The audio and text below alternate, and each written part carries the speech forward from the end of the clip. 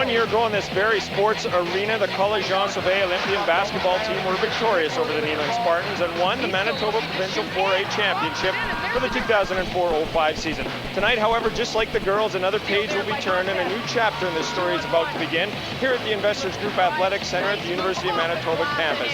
The number 1 ranked Sisler Spartans will face the number 2 ranked Mennonite Brethren Hawks in what promises to be a giant battle for the coveted Provincial Championship.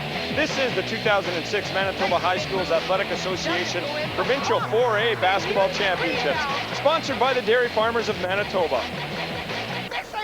Wilson Sports, Boston Pizza, and by the Manitoba High Schools Athletic Association. High school athletics, the other half of education. Hi everybody, I am Jim Tolton once again, joined by Missy Penner and Lori May. Lori just finished eating something and joined me late, so I'm going to start with Missy, but another 1-2 gigantic battle. Oh, there's no question. This is actually the first time this season that these two teams have met, and they're ranked number 1 and 2, just like the girls. Both teams very, very different. We've got one team that has a lot of size, that's MBCI. They're going to try and dump it inside, and we've got the Sisler Spartans, who are short but very fast, like to run, and a lot of depth. You'll see them quite often change or sub 5 people at a time. Sisler battled, or Sisler has been rolling and cruising to this final, where MCBI battled, had an overtime victory to get here. Should that factor into tonight's game? Well, I think it's something that we have to look very closely at. They won an emotionally charged overtime game last night. Sisler, as Missy has mentioned, is bring your track shoes to this one. So if that kind of may come in as a factor, because if MBCI isn't ready, it's going to be over quick.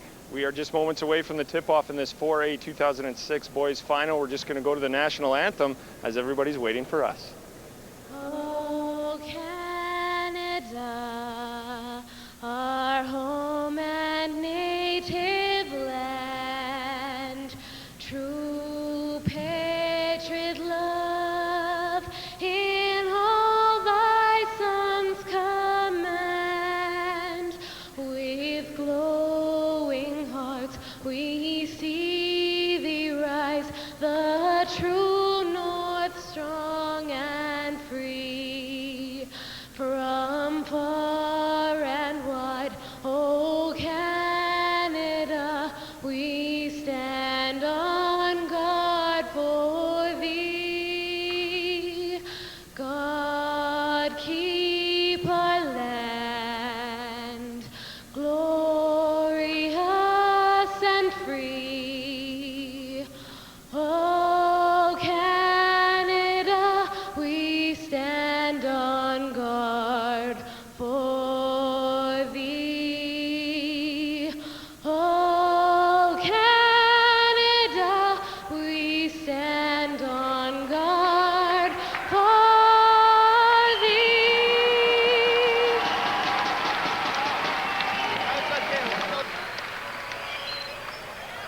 We are getting set with the Sisler Spartans, the number 1 ranked team coming into this tournament, and the Mennonite Brethren Hawks, the number 2 ranked team, for the second time in a row after the girls. The 2 top teams will face off for the provincial title. This is, of course, the 2006 Manitoba High Schools Athletic Association Provincial 4A Basketball Championships, sponsored once again by the Dairy Farmers of Manitoba, Wilson Sports, and now, Boston Pizza, and by the Manitoba High Schools Athletic Association. Lori and Missy are ready up in the booth, and we're set for this 2006 4A boys final. Well, we're ready to get started in the boys championship final. We're just going to go down to the public address announcer, Tom Halleck, where he's going to introduce the 2 teams. number 6, Charles Enns. Number 9, Daniel Fraze. Number 10, Dylan Thielman. Number 11, Zach Dirksen. Number 15, Manny Ghostin. Number 23, Matt Livingston.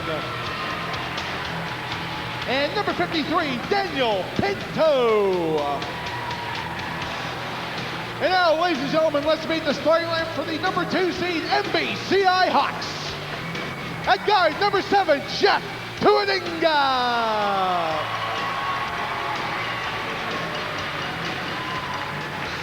At guard, number 13, Tim Ewert.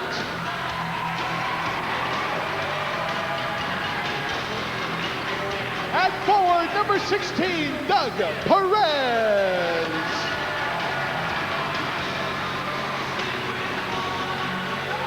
At post, number 24, Stephen Bow.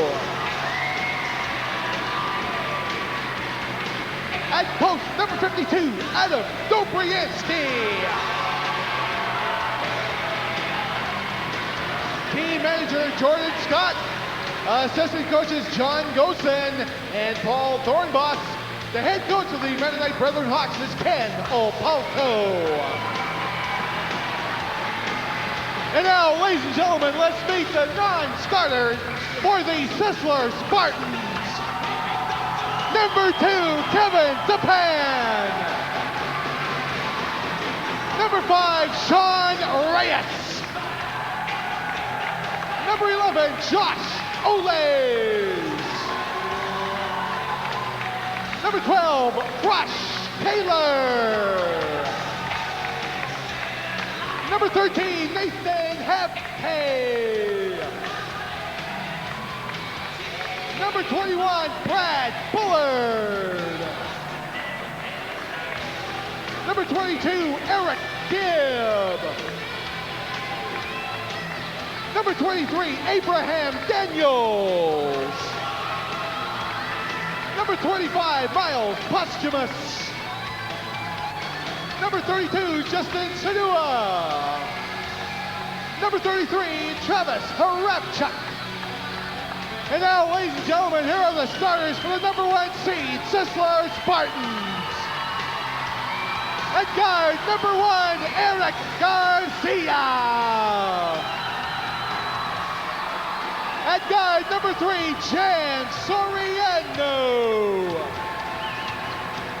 At post, number 14, BJ Popovich. Number 15, at guard, Curtis Sansregret. And at guard, number 31, Jonah Huertas. Assistant coaches, Phil Pines and Joel Temin. The head coach of the Sisler Spartans is Scott Martin.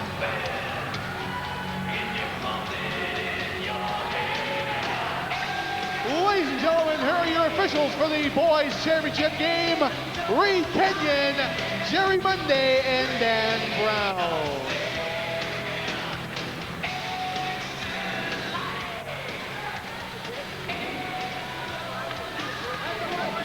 There you have the introduction of both teams that are playing tonight in the boys championship final. We've got in red and white, MBCI, the number 2 ranked. And they're up against the team in white with black shorts and a little bit of red writing. That's the Sisler Spartans, ranked number 1. Last night we saw Sisler defeat College Jean Sauvé, our reigning champions, the only team to really upset College Jean Sauvé in the last number of years. And actually, College Jean Sauvé was a team that usually beat them in the last couple of years, so they got some revenge, and they beat them 89-68, and then we saw MBCI beat Oak Park in overtime, 92-83. There we get Dobriansky with the first shot. Stefan Bau gets a rebound, but misses as well. A good job right here by the Mennonite Brethren Hawks as they're controlling that offensive glass. That's right, that's Ewert, one of the guards, 6'1" guard. They get it out to Jeff Twininga. And Dobriansky with the board, but can't get that one. He goes up again, but is fouled on the play. I believe this foul might go against number 14, BJ Popovich. The good job by the Mennonite Brethren Hawks. They go right at the Sisler Spartans, use their height to their advantage. You've got to get the ball inside. We look at the replay here. Adam just doesn't kiss it quite off the glass. He gets it back a second time, and he's starting to fall away, pull back, and that's why it doesn't go in. Right, in the opening we talked about how these two teams are very different. There's a tremendous amount of size on the side of the MBCI Hawks. Dobriansky 6'11", there's Stefan Bau at 6'7", and Sisler obviously a shorter team, but look at Eric Garcia right now. I mean, you look at the speed of these guys. There's the outside shot of Curtis Sansegret. He had 24 points last night in their semifinal action. He played a real strong semifinal game. One thing about the Spartans, they're the most athletic team we've seen all year. And the one thing that you have to look at as Dobransky kicks that off the glass is you have to look at the way they space themselves. They are fundamentally sound. That's right. When Scott Martin describes his team, he says, bring your runners because they like to run, run, run. And it's so true. And as you mentioned at the beginning of this, very often you'll see the Sisler Spartans platoon. They are 10 deep. There's no doubt about it. That's right. It's always nice when you have that many that you can throw on the court. Here we get Garcia, number 3 ranked player in the province. Very solid basketball player. Jan Soriano gives it back to Garcia. Garcia dishes out to Popotovic. Soriano back to Garcia. Garcia with the jump shot. Doesn't go in. Stefan Bau, 6'7", number 1 ranked player in volleyball this year. Everybody talks about Adam, and there's got to be some people have got to look at Stefan. I mean, he does a good job in terms of complementing that other half of the Twin Towers, so to speak. No question. I mean, you've got a player 6'11", a player 6'7", and then if they don't have any shot inside, if they double team them, they've also got Doug Perez, number 16, who can get very hot. There we got Stefan Bau with the outside shot. That one not dropping in. Dobransky with the rebound, and he puts it in. 5-3, MBCI, the visitors on the scoreboard. They lead right now. That's a good putback by Adam, and then we've got a turnover by Eric Garcia. We just talked about the fact that they distributed the ball so well, Sisler. That's what they have to do. Don't get caught up in the fact that you're playing in the provincial final. Do the things that got you here. Exactly, and they did that last night against College Jean Sauvé. There we get Perez with the ball, and he can shoot very hot. That one he tried playing off of Huertes. Duinga with the shot, and he puts that one in. Duinga, that's a great shot by him, and the Hawks are out to a quick 7-3 lead. I like what Coach Apolko said about Jeff Duinga. Says he calls him sir because he dates his daughter. I like that one.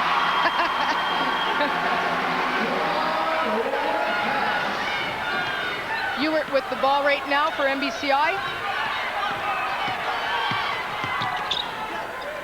Ewert gets it inside. You can see how they can lead that pass because of the height with Dobransky. He misses on that one.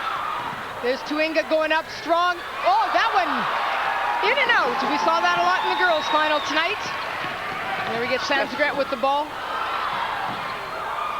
Stefan Bau could have himself a field day here playing the offensive boards, especially on the offside. Wininga, the ball, and there we get another foul being called. I think this is going to go against Popovic. That'll be his second foul. That one against BJ Popotovic. He's got the tough challenge of trying to cover 6'11" Dobransky. Oh, and he blocks that ball. Dobransky's got to go up strong. No question. He's got to use his height to his advantage. That shot just missed by Curtis Sanskrit. Bit of pressure being put on. There's Stefan Bau on the weak side. Both offensively and defensively, I think he can really hurt the Spartans. Perez gets the ball into Dobransky. Dobransky going up. Bau with the rebound, and he did that last night. He got a ton of rebounds. I think this is going to go against Adam over the top. We'll see if we can get a look at that block shot. Dobransky going up here, and we see BJ Potovic getting all ball there, pushing that ball away. Tough challenge, definitely playing against a 6'11" player. But Popovic just showed us he's got springs. He can get up off the floor. BJ Potovic with the outside shot. Dobransky with the rebound, and he's fouled on the play. And it looked like Sanskrit was just trying to knock that ball out. He must have made contact with the hand. Referee's calling it very tight at this point. We've got a lot of subs coming in. We talked about how 5 players come in for Sisler, a team with a ton of depth. Here we've got to watch number 23 for Sisler, Abraham Daniels. If they give him a chance to play up, he will. He can drain them. Well, and he had a very good game last night as well. We saw MBCI in their semifinal go into overtime with 8 seconds left. They forced the overtime. That was number 10, Dylan Thielman, who got them into this final by forcing that overtime. And right now we've got Kevin Tapan. Tapan taking it right to the hoop. He's driving, and he gets fouled on the play. That'll put him to the line for 2. It's a good job once again by Sisler as they move the ball up the court. But once have a look at this replay, and you can see Kevin with a nice crossovers, a series of them, and then he takes that ball up strong. He forces a contact there. You can see the speed at which they come down the court and still control that ball. So Sisler very good at running. And there we get Japan successful on that shot. His team trailing by 1 very early in the first half of this championship final. And he misses the second one, but we've got a violation, line violation. One of the MBCI players must have moved in a little quick, so Kevin Tapan will get another opportunity to tie this. And Tapan does. We are all tied at 7. A little bit of pressure being put on by Sisler. Jeff Twinga. Oh, and that ball almost stolen away. I don't know how he got away with that one. He puts it out, tried giving it to Perez, but it's stolen there by Oles. This is the kind of ball that Sisler likes. This is, once again, they've been so successful because people won't take them out of their comfort zone. And their comfort zone is to run, as we said before. Push the ball, pressure. They really like this style of basketball. Oh, and Tapan tried passing that ball off. Tapan should have taken the shot there. He left his feet. Perez wide open. He's a little short on that one. Tapan with the ball for Sisler. He gets it up to Daniels. Daniels looking to drive in. He dishes it off to Taylor. An outside shot there by Tapan. Stefan Bau keeps the ball alive. Jeff Twinga with the ball. Ewert gets it back to Jeff. Perez with the ball. Almost a steal there by Tapan. Ewert with the ball gets it into Stefan Bau. Puts it down. Nice look away pass to Perez, but he's blocked by Josh Oles. MBCI puts it in there. 9-7, 2-point lead. Things are a little bit scrappy right now, and as I said before, this plays into the Spartans' hands. This is the kind of game they like.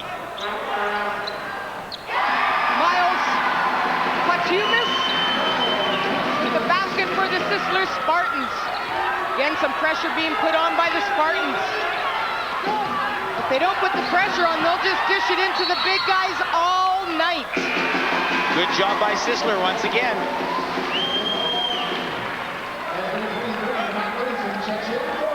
As we said before, if we're not Mennonite brethren, we don't want to get caught up in this.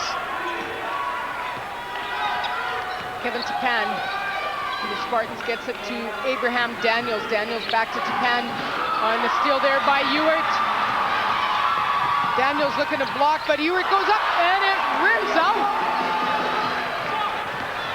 Josh Oles looking to drive, but he loses the handle there, but kept alive. I can't see who it is. I think it's 25, which is Pachumis. The jump shot by Josh Oles doesn't drop in. MBCI ball. Lead pass to Perez. He waits. Good job waiting, and he puts it in. Good job by Perez as he took his time down here at the offensive end. Tapan to Oles. Back to Tapan. Tapan looking to drive. He takes a jump shot blocked on the play by Perez. Stefan Bau looked to pass the ball. That's going to be a double dribble. He can't touch it again. Well, he was looking for Adam Dobransky to look back and pick up that ball because he knew, but he didn't really have much choice there. Anybody pick it up, please.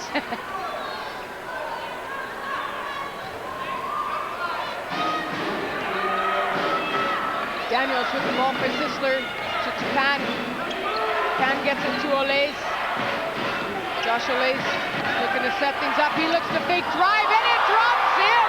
He has to go up strong up against Stefan Bau. Takes it right down the middle and converts for Sisler. More pressure by the Spartans. Ewert with the ball. They're looking to be patient, get it inside to Dobransky's double teams. He has to go up strong, forces it up. And we've got another foul called on the the play. I think this one going against Adam Dobriansky. That's going to be 2 on Adam. 2 very early in this first half.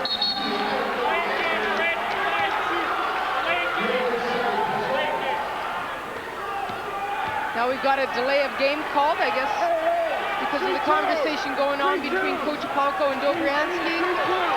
We're Coach Apalco. We got to get Adam out of there. They get 2 points for that delay of game? Is that what they did? I thought that's what they were actually calling there. I thought, why would they do that?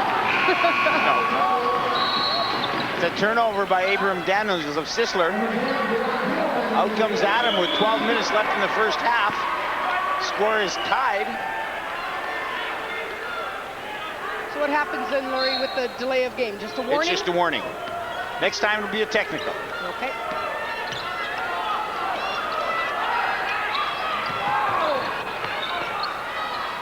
That ball should have gone across to Perez, but there's Bow again, cleaning up. Got a few subs on the MBCI side right now, and we're looking like Sisler's going to be throwing 5 players back in again. Ole's with the ball. He misses that one, but we've got a push being called. Push is being called on Farash Taylor against the Spartans.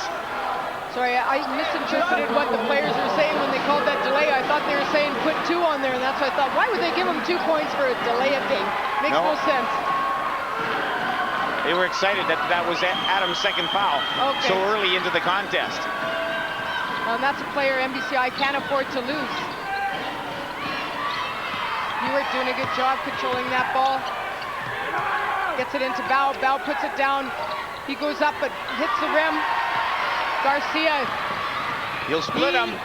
Goes straight to the hoop, doesn't drop in, and he goes for the steal. There we got Ewart with the ball. Pressure being put on by the Spartans. Good job by Ewart. Bow slowing things up, gets it back to Ewart. Ewart getting it inside to Livingston.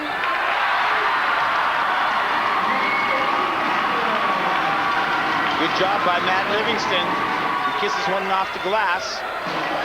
Just over 11 minutes, 15-11 MBCI with the lead. Great move by Jonar. Fuentes. Perez with the ball. Perez giving it back to Ewart. Ewart trying to look inside, see if he can get it to Stefan Bow. He gives it to Bow. Bow leaning in. Perez looking to take that outside shot. He decides to drive. He goes up strong and drops it in for the Hawks. Good job by Perez and the Hawks as a whole, managing to take what Sisler's giving them. Sanzagret missing a couple times, but a great rebound by Jonar Fuentes. Fuentes with a great offensive board. Once again, you can see the difference when Dobriansky's out. Whoa, and there is a charge called against Tim Ewart. What we have here is Coach Martin of the Spartans is starting to sow some seeds here. See if we can get a look at that last play here. We can see the position clearly established by the defensive player, and Ewart bouncing right into him. He needed to go around him, which is tough to do when you have a hard time stopping your forward progression. He's coming with the platooning because he knows that in the second half, this is going to wear on Mennonite Brethren. He's expecting that in the second half, the Sisler Spartans may pull away. Garcia with the outside three-pointer and another steal there by Huertas. He goes up, puts it in. We are all tied up 17 apiece here. Huertas doing just a great job at the offensive end. He was an honorable mention in the top 10. Oh, and they lost him. Looked like Garcia turned his back. Livingston, that's probably the easiest basket he'll get. Good look by Adam this time. And it's not dropping in right now for Sanzagret, but don't count him out because he's the guy that got 24 yesterday, 22 in the first half. And that was number 10, Dylan Thielman. He was the one that got the three-pointer with 8 seconds left to force overtime yesterday. Dobriansky got a piece of that shot. Sanzagret goes up, he gets blocked again. Good job by Dobriansky inside as he can play deep. Oh, we're going to get almost a steal. It's called a foul. Good goal by referee Kenyon. That's Reed Kenyon calling number 3, Jan Soriano.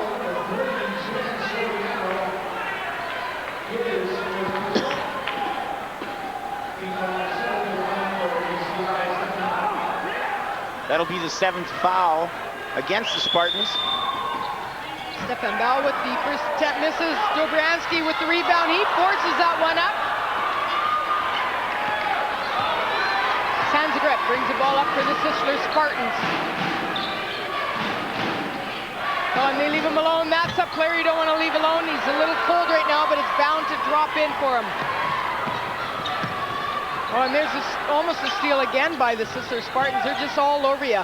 Very aggressive team. Stefan Bau going up strong, and it drops in. Good job by Stefan Bau.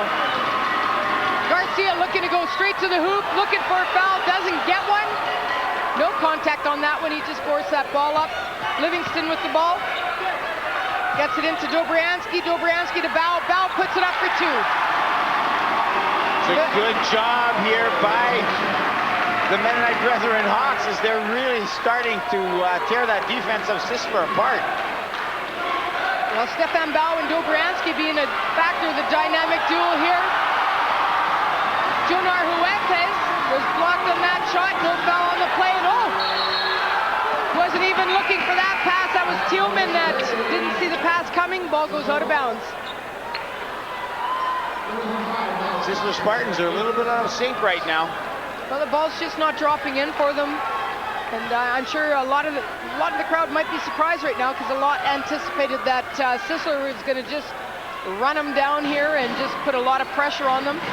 But right now they're shooting a lot from the outside. It's just not dropping in. And Dobriansky and Bau doing a really good job from the inside for MBCI. And there we see an outside shot by Garcia, not dropping in.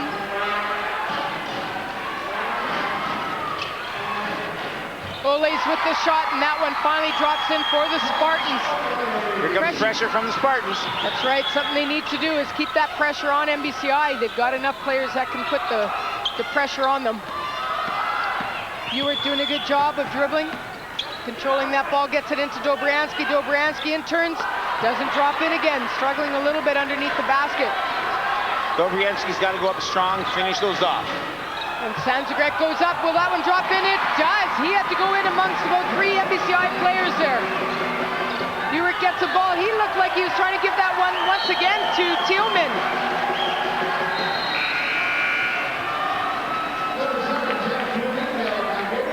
See if we can take a look at the last basket. We can see Curtis Sanzagret, number 15, driving in. He just goes in and around and just lays that one up there, and he gets knocked to the ground, but still on the ground looking at nice that one, drop roll. it in. Garcia gets the ball to Ole's. Ole's back to Garcia. Garcia to Sanzagret.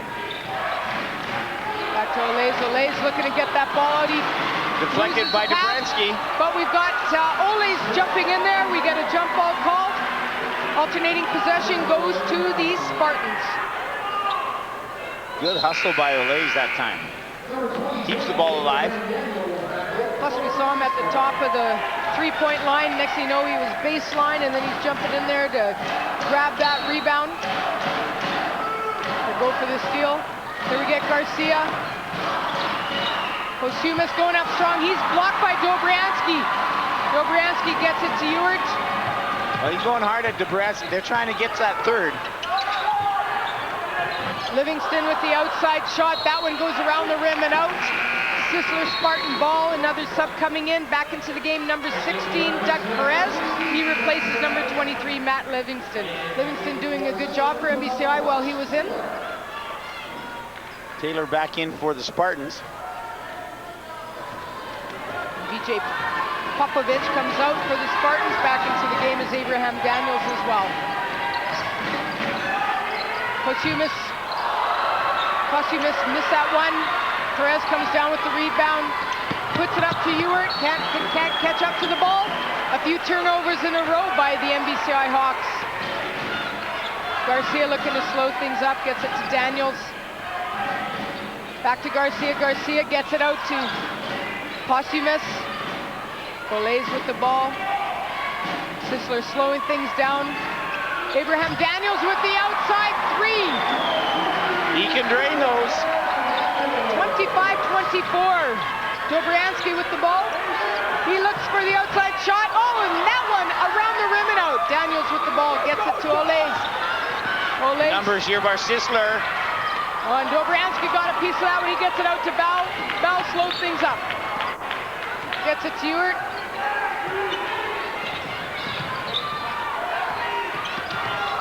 To Winringa with the ball right now. Gets it to Bow. Bow looking to drive. It's a great cut by Bow on the offensive end. That's right, just lost position underneath the basket, and there's Posthumous going up for two. They take the lead, I believe, for the first time in this Sisler game. basketball. They're not tired of one bit. 26-25, Sisler takes the lead for the first time. We're going to see if we can listen in to Scott Martin and the Sisler Spartan timeout. We got to be aggressive on defense. We don't need everybody to double the big guy. If he catches it out here, make him make a play. He's made one shot. We're collapsing and giving up the offside board. Okay? Offensively, penetrate and what? Mitch, guys, move forward the guys, though. We're just standing. Don't take the penetrate, draw, and dish, right? Okay? All right, let's keep it up. Let's go. Coach Martin wants pressure. He certainly wants pressure all over the floor.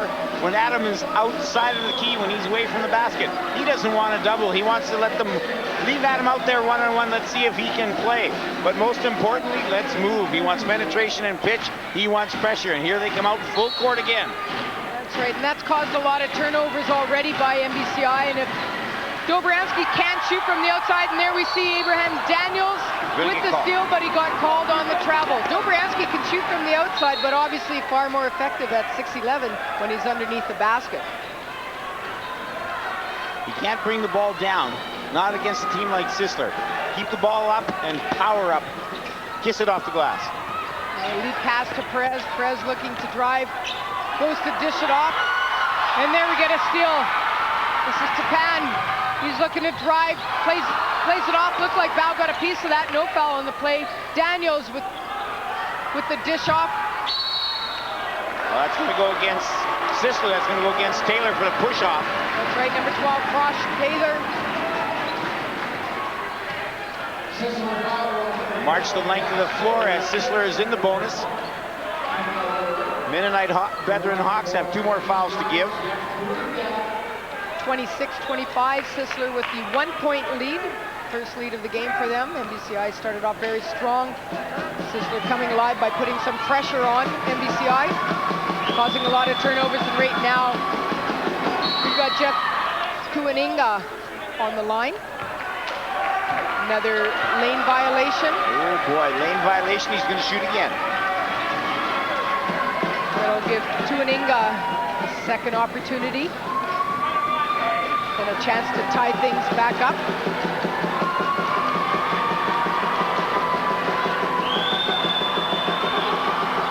And we're all tied up. Those second chances always come back to haunt you. Oh, no question. You don't want to give them that second opportunity. So because he's successful on that first bonus situation, he gets a second attempt here. And he's good. 27-26, MBCI takes the lead again. Garcia driving. Dobriansky got a big piece of that one. Tuaninga with the ball. But it's Ewert back to Tuaninga. Pressure being put on by Sisler.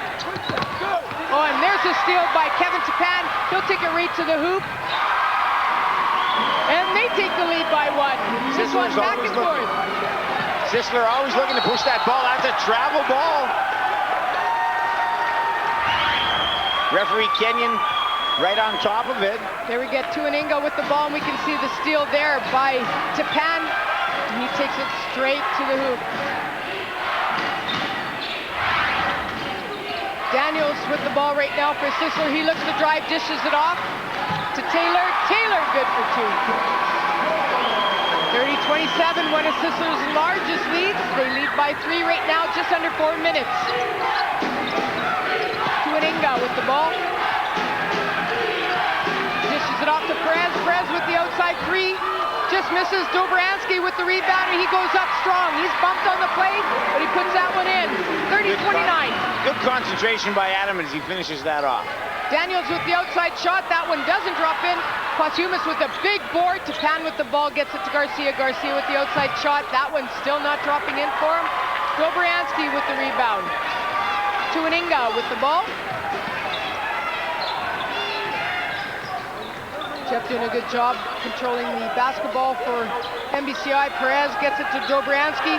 Oh, it looked like Tapan going for the steal. Dobriansky going up strong, doesn't drop in. Eric Garcia with the ball. Numbers for Sisler again. He gets it out to Tapan. A little strong on that one, but Garcia gets the rebound. And looked like he was mauled on that play, but it goes in for him. Little Garcia converts.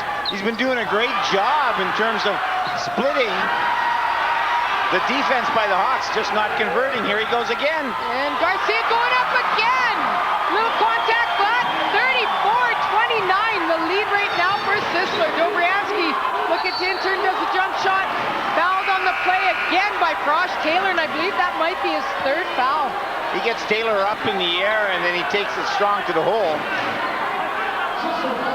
Adam, an excellent foul shooter for a big man. Here we get a look at the foul there. We can see Frosh Taylor making contact with the body.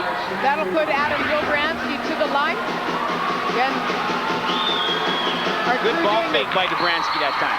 Our crew doing a great job with the replays.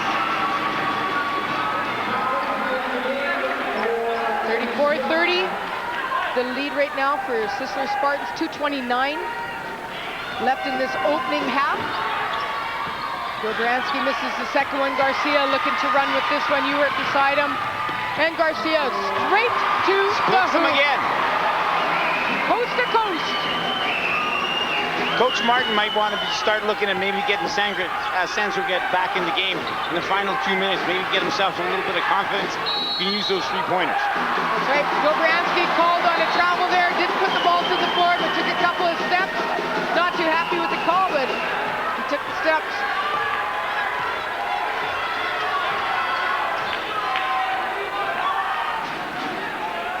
Garcia with the ball. Number 3 player in the province, in the top 10. There, we almost had a turnover, and we actually did almost have a turnover by that's going to be a push. But we got a foul called on the play. This foul going against number 23, that's Matt Livingston. Under 2 minutes in this first half of the boys' championship game. Garcia with a long outside shot. Dobriansky comes down with the board. He doesn't lead pass, but Garcia goes for the steal. Perez holds on to it. Slows things up a bit. Ewert looking to get it into Bao. Bao with the outside shot. Doesn't drop in for him. Garcia with the ball.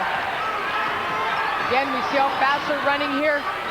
Abraham Daniels with the outside shot. Doesn't drop in. And number 2, Kevin Tapan tried to claim that one, but it goes off the ball, or sorry, off the MBCI player. Oh, this is a good substitution by Coach Martin. I like this. Minute and a half left in the first half. See if Sans Regret can kind of get some confidence warming up. We saw him hit 6 3-pointers in yesterday's game. That's right. You know, and if you can get him hot now, he'll take that into the second half as well. Sans Regret gets it to Tapan. Tapan with the outside shot, and he nails it. 39-30, pressure being put on. Ewert doing a good job of bringing the ball up for the Hawks. Ewert's done a good job through this first half, bringing the ball up for the Hawks, controlling things, getting it to the right people. Ewert getting it inside to Dobriansky. He in turns gets it to Perez. Perez goes up strong. Good high-low there from Dobriansky to Perez. I mean, if you don't get it inside to Dobriansky or Stefan Bao, you still got Perez. So a lot of offensive threat on the MBCI side. Sanzgrek gets it to Garcia. Garcia with the outside shot, and it drops in. And could have been called on a foul even. He got dropped to the floor after that one by Perez. 10-point lead for Sisler, 42-32, 30 seconds left. They get it into Dobriansky. He in turns, puts the ball to the floor. So here we get a hand check being called.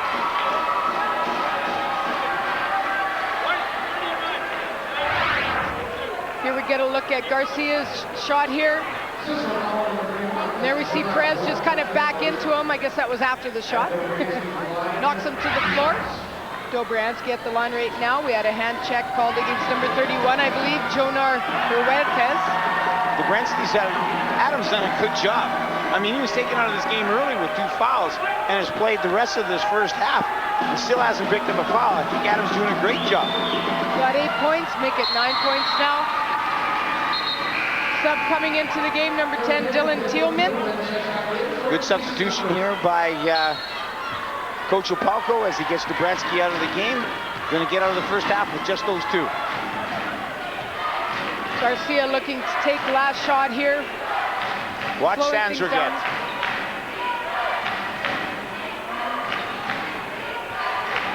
10 seconds, 42-33. Sisler with the lead and dishes it off there. Oh, and there we had almost a steal by Stefan Bau.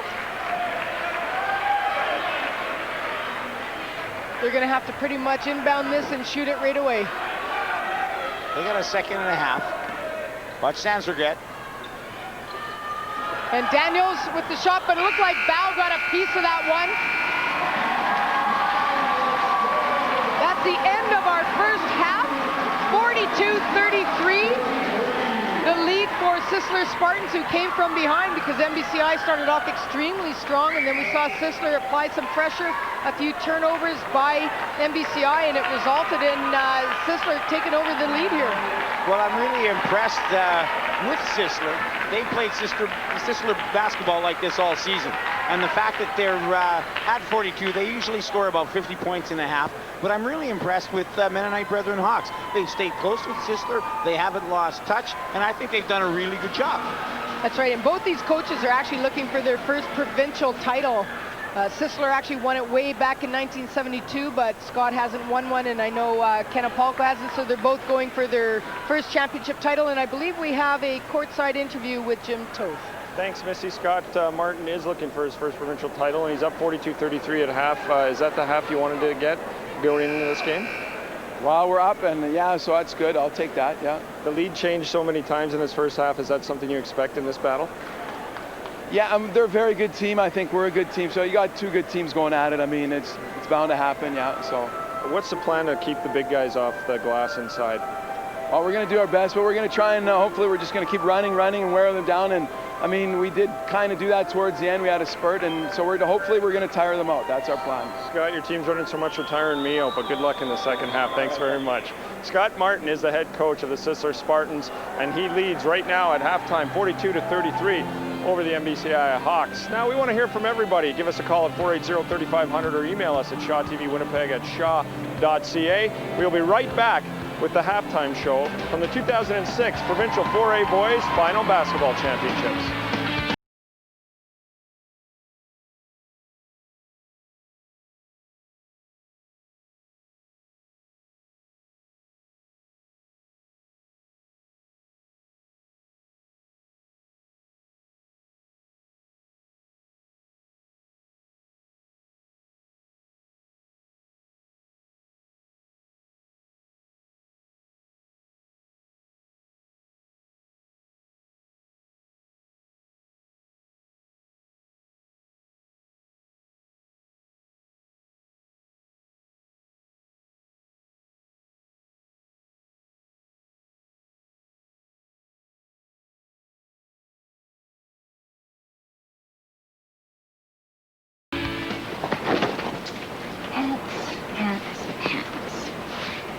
I am folding the pants.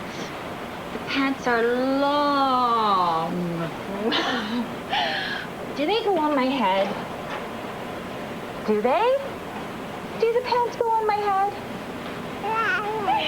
No. They go on. Everyday moments can become teaching moments because learning starts long before school does. Give your child the start they need at bornlearning.org. I'm not getting any. I'm not getting any. I'm not getting any. I'm not getting any. If you're having trouble getting reliable information on sexuality and contraception, visit sexualityandyou.ca, your link to sexual well-being, because ignorance is not bliss.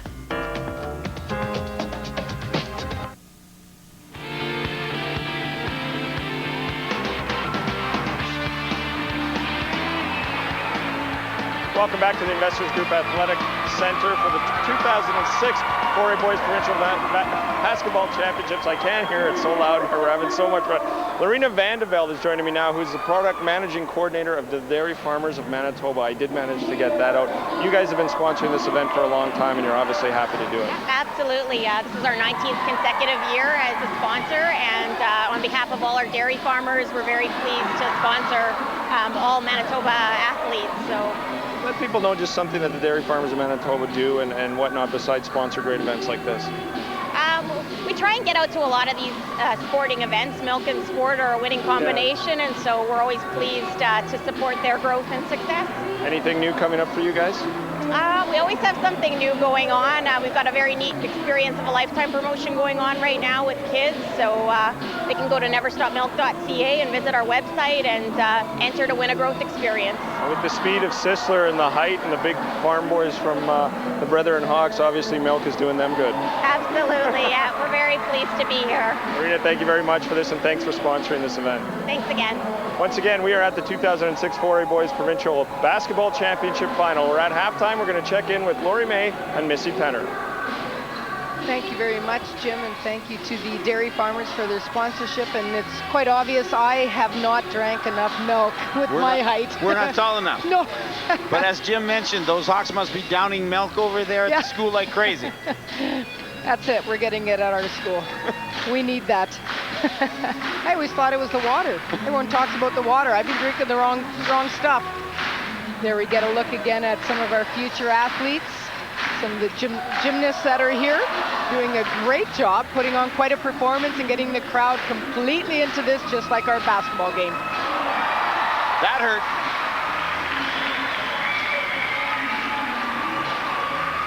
That hurt me, that's for sure.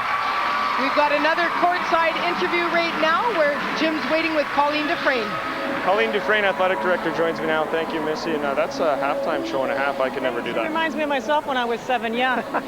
Colleen Dufresne, Athletic Director for the University of Manitoba, and it goes without saying every year you guys are more than happy to host this event. Absolutely, it's great. Love to have the people here, love to have the basketball, and our gym's fantastic.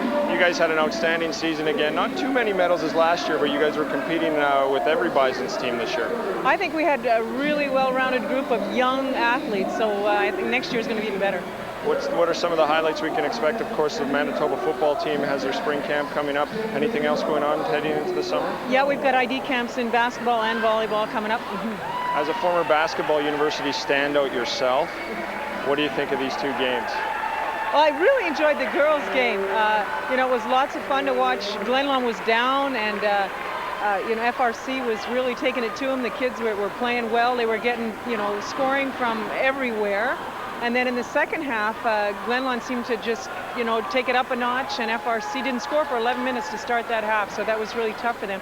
But they did bounce back and, and played hard. It was an exciting game, good for the fans. I know you were sitting with this year's Bison Manitoba coach. Is he obviously scouting some guys here in this boys final? Yeah, absolutely. He's coached some of them in provincial team, and we are talking to some of those kids about coming to Manitoba. So, he's enjoying the game, as am I. Thank you very much, Colleen, for this. We enjoy your time. Thank you, Jim. Colleen Dufresne, Athletic Director for the U of M. And we want to thank everybody for walking in front of you, too. We're just kidding, of course. We are at halftime here for the 2006 Provincial 4A Boys Final. We'll be right back after this.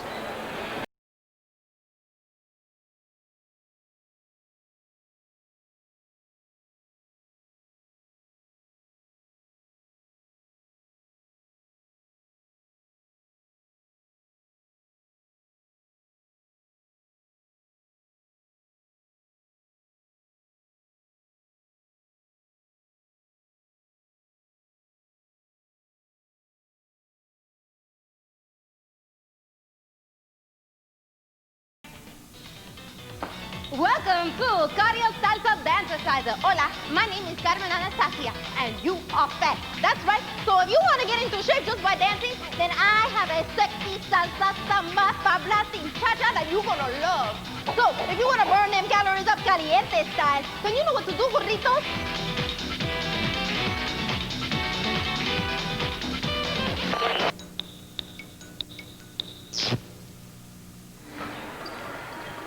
Ken Opolko joins me now, head coach of the Hawks, in a back-and-forth battle. Is this what you were expecting? Yeah, we totally expected this. I'm a little disappointed that we haven't done very well finishing. I think we've dominated the boards. We've missed at least 10 or 11 two-footers that we should have made. I know sometimes that you miss and you get hacked or whatever, but there's a whole mess that we should have made, and we could easily be tied right now. Speed is what their game is. What are you guys doing to stop it? Actually, you know what? I think if we can dominate the boards, then we can stop them from running. But the big thing is that right now we're not converting, and so they're getting rebounds, and then they're taking off, and that's how they got the little bit of that lead. Looking for your first championship. I know you're concentrating on this half, but it would mean a lot to these fans here. You know what? It's been a great career. It's my 24th year coaching, and it'd be a nice way to end it. You know what? No matter what happens, I'm proud of the fellas. They've tried their best.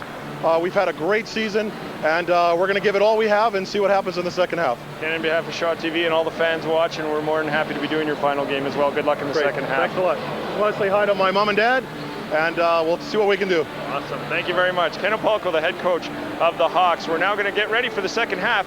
Back up to Lori May and Missy Penner. Thank you very much, Jim. And another nice interview with Ken Opolko. 24 years. He's also the athletic director and the vice principal, so he's going to be concentrating on that. We saw his son come through the system, Matt, who currently plays for the University of Winnipeg, as well as Jamie, who's now in her first year of university, where she's taken nursing. And one thing that Ken mentioned is his wife Linda is the most supportive wife a man can have, and something that all coaches kind of need is a supportive spouse. He does everything there. I mean, he's parking attendant, caretaker. Yeah. He does everything. Bus driver, that is bus true. Driver. They've got their own bus, and he's been a bus driver. But the most important thing that did come out of that interview is he hit the nail on the head. They've been dominating the boards, but they haven't been able to convert. They've got to convert those boards to stop Sisler's run. And Sisler loves to push the ball up the floor. Coach Martin, with his platooning, is hoping that he's going to wear the Mennonite Brethren Hawks down here in the second half. I said just after the first half, very impressed with Mennonite that they've been able to stay with them thus far. Well, we're almost ready to start the second half here. 20 minutes left in this boys championship final. The High School Athletic Association boys basketball final here at the University of Manitoba. And we start off with the pass that went over Ewart, but he got to the ball, and some pressure being put on again by Sisler. They go for the steal, but Bow holds on to it. Solid defense by the Spartans. Tuaninga with the ball, gets the ball to Bow. Bow takes a jump shot, goes off the boards, sorry, off the rim and out. On that offensive end, Bob might not want to shoot. He might want to do a little high-low, dump it down to Dobransky. Sansagrad again with an outside shot, doesn't drop in for him. Bow driving, and we'll see what's called here. They call an offensive foul. Jonar Budawetes established position, and they call Stefan Bow on the offensive charge.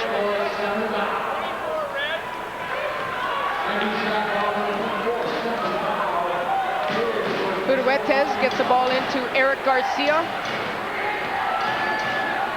A couple players ranked in the top 10. Garcia, number 3, Sanskrit, number 7, and an honorable mention was Budawetes. And of course, on the other side, we had Adam Dobransky, who was ranked in the top 10. Sisler's going to need some ball movement against this big zone of Mennonite Brethren. Sanskrit just can't seem to get off. Not dropping in yet. Don't count him out. Lots of time left, and there we get Sanskrit with the knock or deflection out of bounds. Perez to inbound the ball for the Hawks.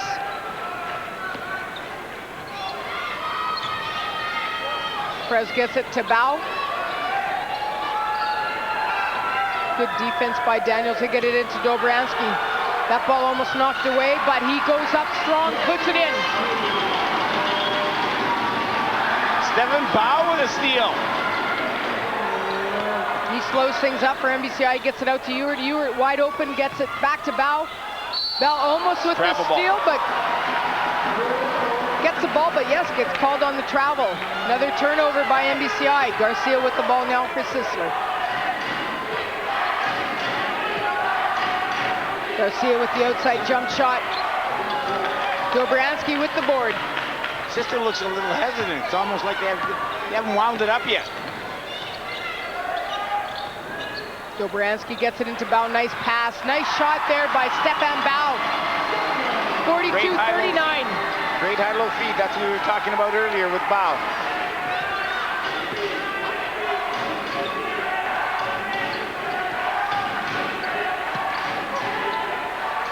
Pan gets it to Garcia, out to Daniels. Daniels with the outside shot. Oh boy, around the rim and out. Gets it, a lead pass here to Perez, but Garcia looked like he was trying to block that ball, gets called on the foul. That'll put Doug Perez to the line for the Hawks. Good foul by Garcia instead of giving Perez the easy layup. But I know that that's not going to make Coach Martin happy. He doesn't like his team getting beat down the floor. Well, they're sort of the team that's famous for their run and gun offense. Perez good on his first attempt. 2-point lead for the Spartans. Down at this offensive end, the Sisler Spartans, they've got to get some ball movement going here. This big zone from the Mennonite Brethren Hawks has simply made them a little bit stagnant. Sanzagret with the ball, gets it back to Garcia. Garcia dishes it out to... That was Huruetes with a three-pointer. Much needed basket by Sisler because it was looking like it was all Hawks in this second half here. Pressure being put on by Sisler. They get it to Bao. Bao slows things up, gets it to Perez. Perez back to Bao. There we've got an offensive foul being called against Dobransky. An elbow, trying to establish position, gets called on the elbow. That's his third foul. Good job by Adam, though. No arguments. Puts the ball down, goes play some defense. That's what you like to see as a coach. That was referee Dan Brown with that call. Perfect position to see that one. Garcia going up, dishes it out, gets it out to Tapan. Tapan with the outside shot, doesn't drop in. Bao with the rebound, gets it to Ewert. Ewert with the stop jump shot. Just a little bit too fast. Here comes Sisler back. They've got numbers. Pan missed that one. Dobransky comes down with the board, and then we've got a collision. Looked like Garcia's runner came off. Looked like he got that one on quickly. Tuaninga with the ball. Gets it inside to Dobransky and turns. Oh, Bao almost got the tip in, and Dobransky misses right and left. This is just what Coach Upalko was talking about in his interview. Failure to convert. Garcia with the ball, gets it to Tapan. Tapan back to Garcia. Garcia wide open, and he nails it. That's a good job by Garcia. Better ball movement by the Spartans. Sanzagret is down. See if we can get a look at this play. Where we get Garcia going up with that jump shot. Now we see Sanzagret coming into our... Oh, it looked like he just twisted his ankle on his own there. Maybe just ran in and kind of tweaked his ankle. He's still on the ground there. Physiotherapist is tending to him right now. That's a player they really can't afford to lose. Curtis had a rough year tonight. It just had a rough time. He can't seem to be able to can anything, and now this injury. He's going to be back. Yeah, maybe they'll tape him up, see what's wrong. Tape him up, get him back in, because he can certainly shoot from the outside. We saw it last night, 24 points in their victory over College Jean Sauvé. I'm sure a nice revenge for Sisler, seeing as that was the team they lost to in the last couple of years as JVs, and in last year's semifinal, I believe it was. Huruetes. So that's Olays with the ball. Olays goes across to Daniels. Daniels looks to drive, takes a jump shot. Dobransky with the rebound. Gets it to Bao. Bao to Livingston. Livingston back to Bao. Dobransky with the ball. Gets it inside to Bao. He drives to the hoop, puts it in for MB. That's a good job by Bao. That's a number of times he slashed through the middle of that key. 48-43, Sisler lead. Garcia with the outside shot. That one looked a little short, and almost putting it back in was Huruetes. Come on, Sisler, get it right there. Livingston with the ball, and now we've got a foul being called, I believe, by number 1, Garcia. Looked like he got his body underneath him, made some contact.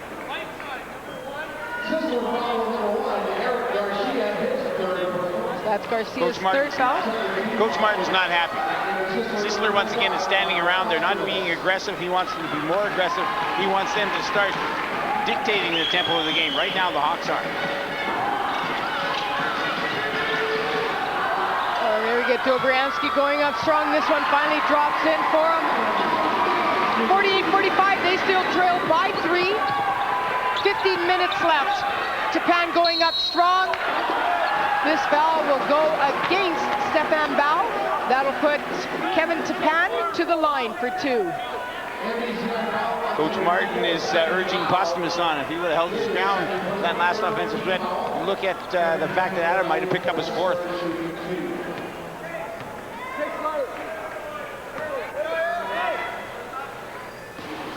Kevin Tapan at the line for the Sisler Spartans. His team leads by 3. Misses on the first. Coach Martin wants this one made, and you look for the pressure here from Sisler.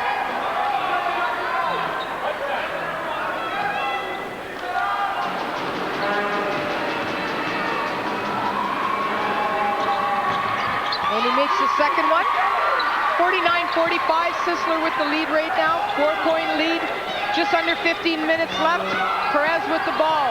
And almost a steal there by Olays. Perez with the outside shot. Dobriansky almost coming down with the board. Tries to play it off the Sisler player, but it's kept alive by Posthumus. Tapan looking to drive, goes straight to the hoop. Now that's the type of aggressiveness that Coach Martin wants to see from his players. Trying to set up their pressure once again. Bao with the ball. Gets it inside to Dobriansky. He turns and shoots it and gets it for the Hawks. Adam's got that nice little 7 to 8 foot jump shot to complement his inside game. There we saw Garcia trying to drive to the hoop, but Perez gets called on the reach-in.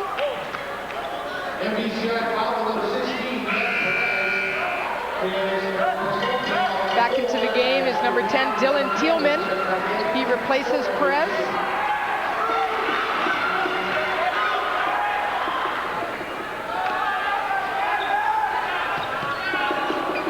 Once again, Mennonite Brethren in the big zone. Abraham Daniels with the outside shot, goes off the rim. Bao with the strong board for the Hawks. Ewert brings the ball up, he puts it down to Thielman. Thielman looks to drive, goes up strong, fouled on the play. He'll go to the line for 2. That's a good job by the Hawks, as once again, they're dictating pace. We'll get a look at that last play by Dylan Thielman as he drives. We can see the player coming in, making contact. He's fouled on the play. That'll put him to the line. Shooting just 2. Doesn't get there in time. That's right, and that we saw even in the girls' game. A lot of the players have the right idea, but just aren't timing it. And they're getting there a little bit late, don't have position established. Taylor's back in for the Spartans.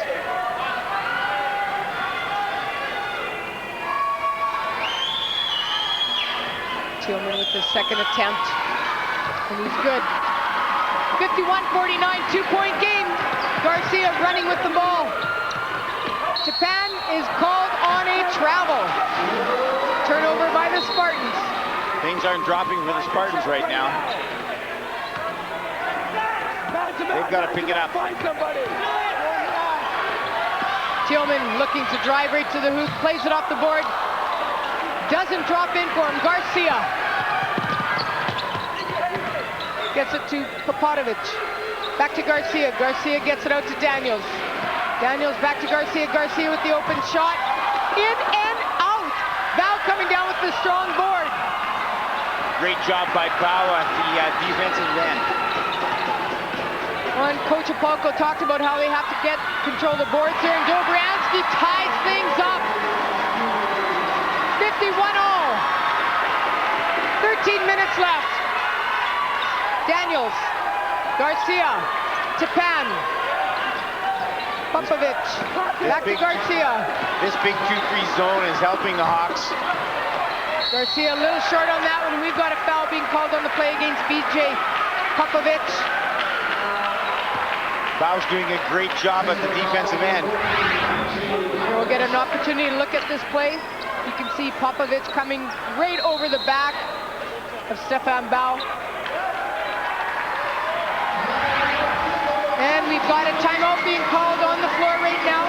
We'll see if we can listen in to Coach Apalco and the MBCI Hawks. Way to go. Way to go. You just chipped away. You're playing with good composure, right? Remember, if we can get the ball to a wing, either driving it there or passing it there, wait till Adam and Stefan have their man sealed, then give it to them where they want it.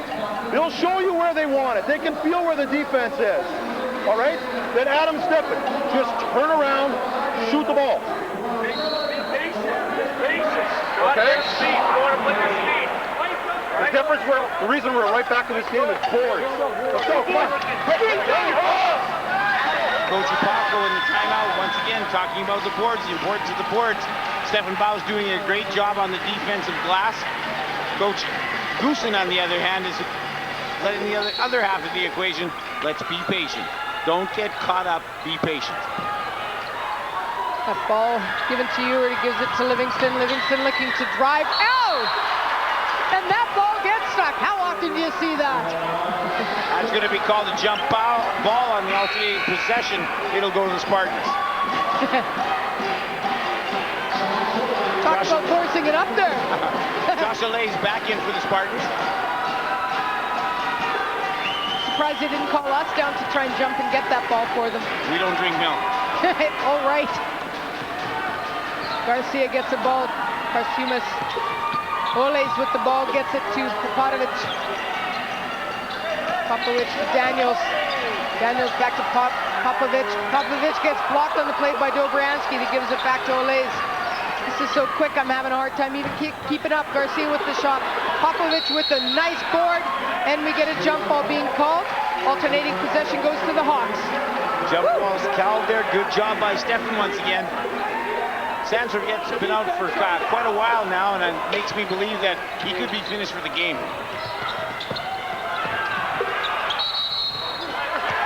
Five seconds. Violation called against Stefan Bau and the MBCI Hawks. They didn't inbound the ball on time, so a turnover. Inbounding the ball right now, Miles Potumas. With Sandserv unable to answer the bell for the Spartans, the offense is going to have to be picked up by Daniels and Garcia. Nice play there by Ole's, but he doesn't convert. Bau with the rebound. MBCI Coach Apalco mentioned it. They're doing a much better job on the boards. They get it into Dobriansky. He has to go up strong, left-handed there, but is contacted on the play. He'll go to the line to shoot two and see if we can change this tied game. 51 apiece. Very impressed by the Hawks with the way they're being able to handle Sisler's pressure. No question. I think a lot of people came into this one thinking that the run and gun offense of Sisler was going to just tire them out and that they were going to have a bit of a lead here.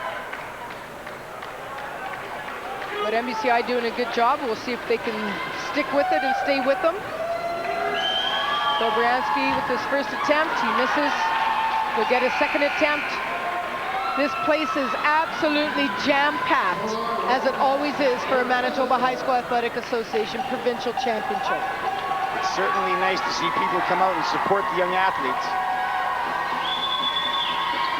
And Dobriansky is good with the second one. They take the lead 52-51. Garcia with the ball for the Spartans. Gets it to Daniels. Daniels looking to drive. He gets it back to Garcia. Garcia slowing things up. Daniels gets it to Ruruetes. Right now, once again, Sisler is not in the speed that they'd like to be in.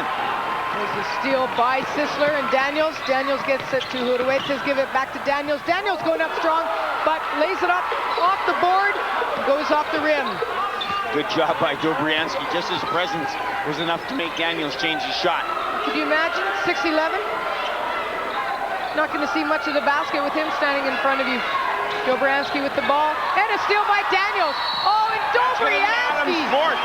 That's an undisciplined foul to take. Got the steal and just grabbed the arm. Over a little 11 minutes frustration. left in the game. Adam's going to have to come out. Coach Opalko is going to make the change right now. Perez in for Adam. Here we get a look at the steal there. And the foul being called, his fourth. Dobransky now sitting down, taking a little bit of a rest. 11 minutes left, lots of time left to play. An important factor is going to be when does Coach Opalko put him back in? No question. You've got to time that one, sitting at 4 fouls. This could work to Sisler's advantage. They get the ball into Uruetes, and he converts. They take over the lead, 51-53. Sisler up by 1. Right away, you can see the impact that's caused when Dobransky's out of the game as they take that right in. Oh, and a late foul, but a good foul called. That one going against Josh Olays, one of the MBCI players, Perez, I believe it was, came close and he moved him away with his arm, so they had to call that one. It was a little too obvious. Last couple fouls here, both of them been undisciplined. Little frustration, both teams playing hard. Big game means a lot to them, and a lot of contact. Dylan Tillman will go to the line shooting 2. Good job by Tillman as he takes it hard to the hole. That foul's going to go against Daniels. This game stepping up, I think, in the aggressiveness of both teams.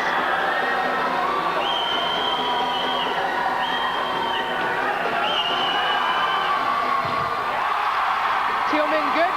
Ties the game up, 53 apiece. We know that Sisler plays an aggressive style of play. But quite often we don't see that from MBCI, so I'm impressed that MBCI is stepping up their aggressiveness. That's the reason they're in this game. Aggressiveness on the boards, on their offense, just in their general play. Uruetes with the ball. Gets it out to Garcia. Garcia with an open outside shot. Doesn't drop in for him. Kosuma's almost coming down with that board, but Bao does, but it gives it away. Uruetes misses the shot, comes up with the rebound. And I believe we've got another foul being called. Good job by the Spartans on the offensive glass. But once again, as I said before, it shows what happens. The instant impact with Dobransky not being in there. That foul being called against number 10, Dylan Tillman. Uruetes to inbound the ball. He gets it to Daniels. Back to Uruetes. Uruetes puts it up high over Bao, who went to block that shot. He laid that one up super high. He went for the sky. Oh, travel ball missed, I think. Bao with an outside 3, and he nails it. A big shot by Stefan Bao. He's done an excellent job here. Daniels, that's good clean living there. That looked like it was going to miss, but he responds nicely. Sisler once again takes the lead, 57-56. Less than 10 minutes, we're at 9:45. Tillman with the ball gets it to Perez. Perez with the outside shot, doesn't go in. Bao with the rebound. He goes up strong and converts. It's a good job by Stefan Bao as he gets the offensive glass to weak side boards. Abram Daniels looking a little bit tired here. Everything that he's putting up is hitting the front of the rim. Olays gets the ball to Daniels. Daniels back to Olays to Garcia. Garcia really wide open there. Well, and that ball knocked away. Tillman comes up with it. They get it to Livingston. Livingston looking to drive. He just goes around Garcia but doesn't convert. Daniels with the ball. He gets it to Uruetes. Jonah gets it to Daniels. Daniels with the outside shot off both rims. Front, back, and out. Once again, a wide open shot by Daniels. A little bit of fatigue maybe playing its way in here. Bao with the shot. That one looks off. And Livingston coming out of nowhere, but Garcia comes up with the rebound. They're looking to run here. They've got numbers. He goes up and is brutalized on the play. He goes hard to the hole, Garcia. There's certainly no doubt about that. And we'll get a chance to look at that replay.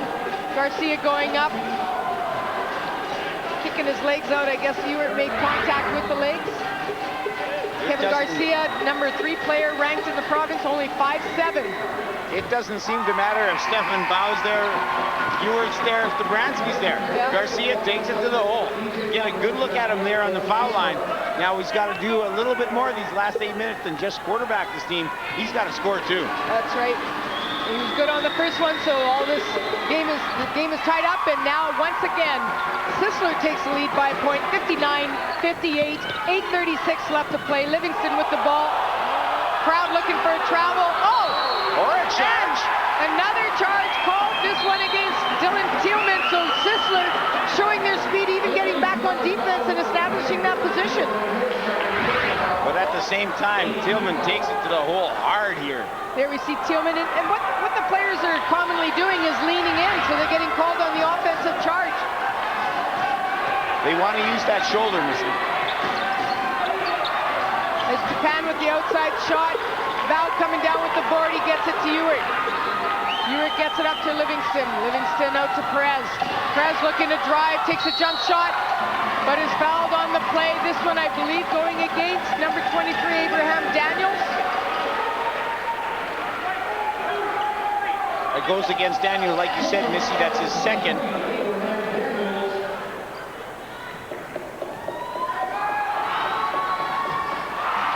Nothing dropping for Sisler. Coach Martin's looking for a spark. Jan Soriano, known for his defense, he's taken out Garcia. Garcia's sitting at 3 fouls right now, so they're just going to give him a little bit of a rest.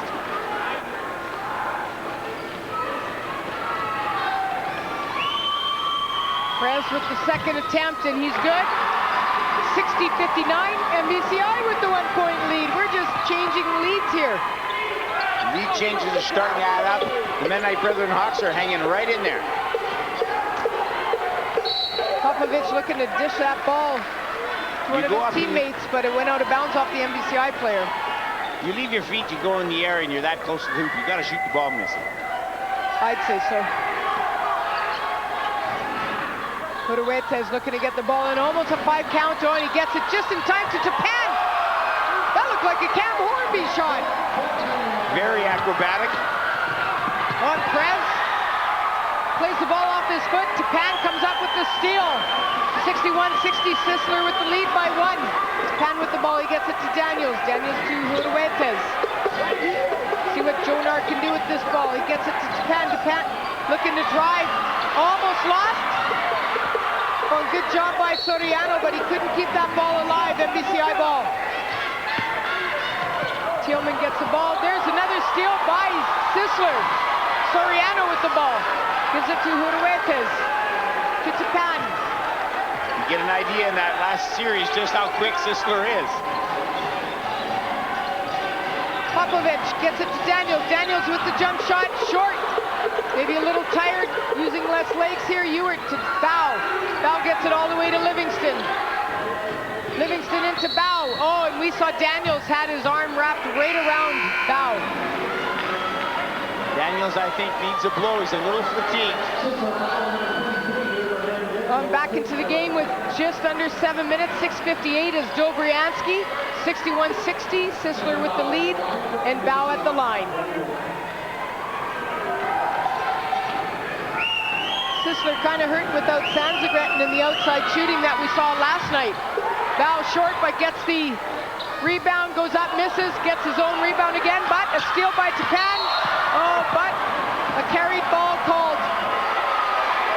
Scott Martin not too happy about that. Yeah. Scotty can't yell about that one. No. Control can be a little bit harder when you're moving that quickly. There we saw Thielman on the side. Maybe a little bit of a cramp. His players running super hard, playing very hard. Bow with the intern, doesn't convert. Dobriansky gets it to Perez, to Ewart, back to Perez. Perez gets it into Dobriansky. Goes with the jump shot, in and out, but Bow comes up with it, and that one doesn't drop in. So the ball's not dropping in now for MBCI. Ewart gets it into Bow. Bow out to Livingston. Livingston with the outside shot, and he nails it. When it comes to the problem of conversion that's bothering Coach Opalco and the rest of the Hawks, it's because it's too close to the hoop. Matt Livingston just showed us there. They got to get out by the 3-point line, I guess.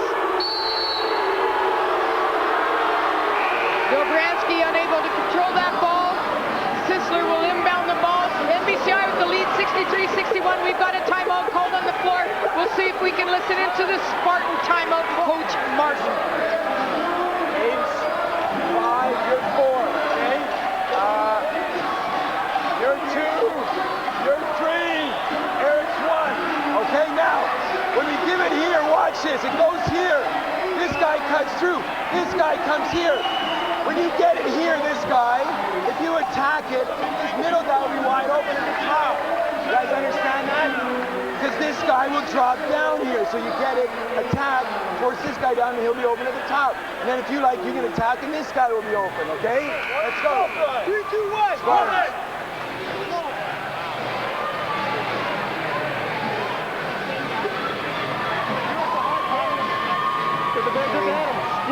Here, Coach Martin. Like, just give him a second to do something. Giving some towards the boards, okay? guidelines to his team.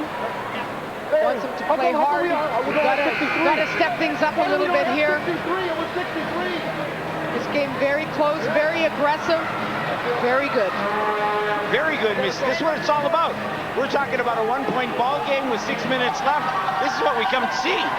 And I mean, the lead has changed hands how many times? So it really is too close to call.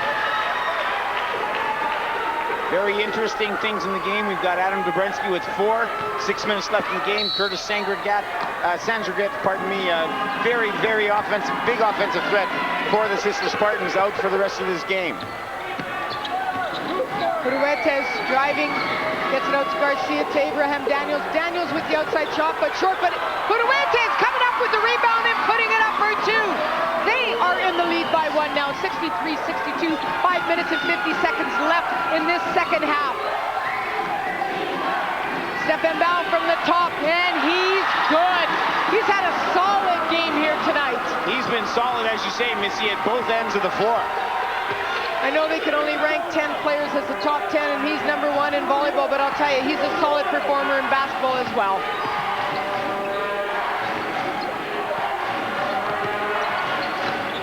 Huruetes looking to drive, dishes it out to Oles.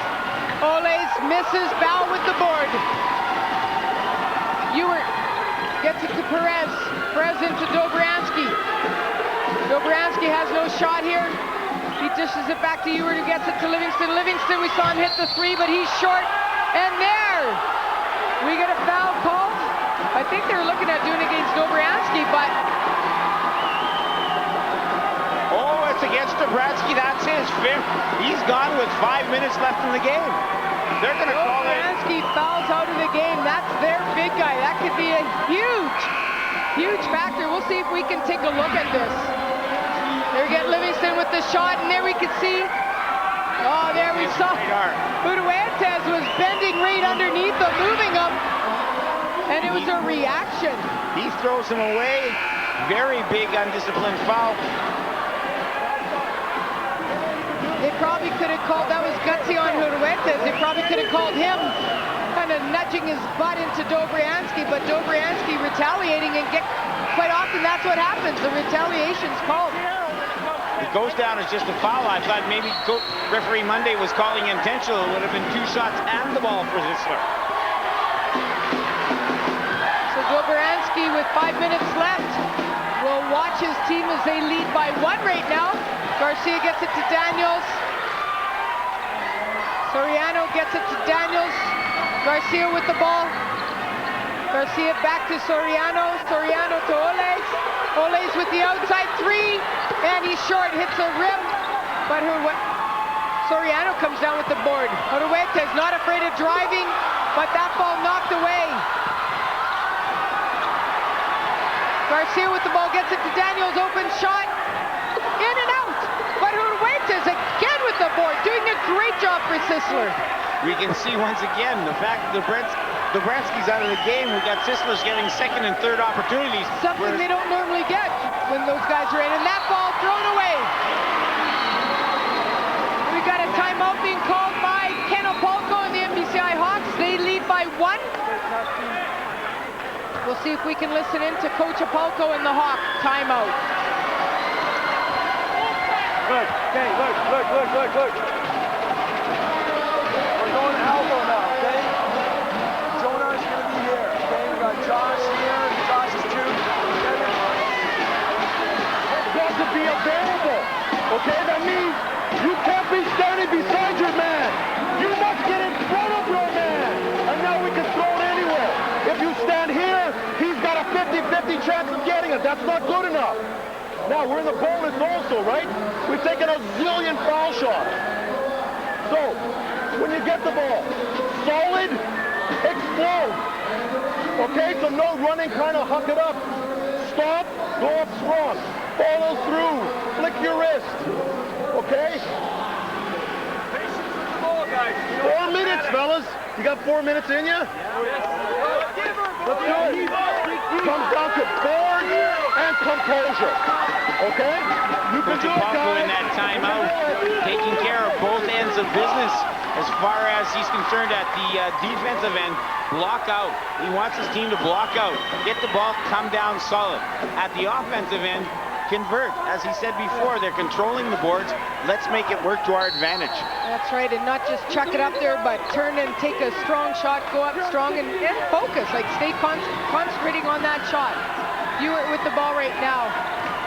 We have 4 minutes left in this championship final. Daniels is going to get called for over the back.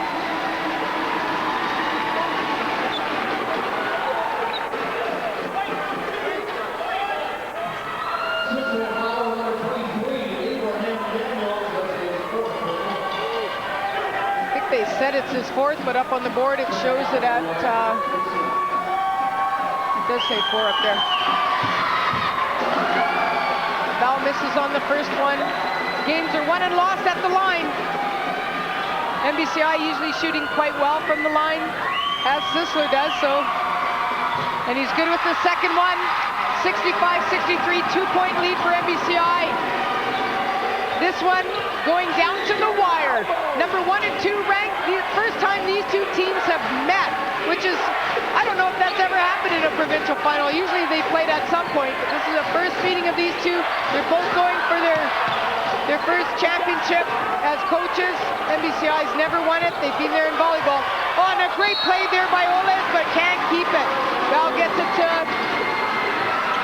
a lot of firsts here in this game, just as you mentioned, Missy, and we're talking about 3.5 minutes left in this 4A championship final.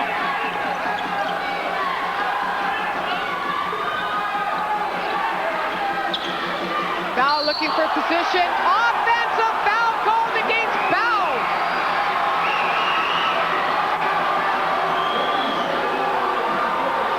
That's Stefan's third foul of the contest. Coach Apolko's not happy. There we get Garcia. This will give Sisler another opportunity to tie this one. We've got 3 minutes. Garcia with the outside shot. In and out. Val with a strong board. Doing a great job on the boards for the Hawks. Tillman stopping, jumping. It was a good shot. Didn't go in. Garcia running fast. They've got numbers. He gets it in. And that's to Penn.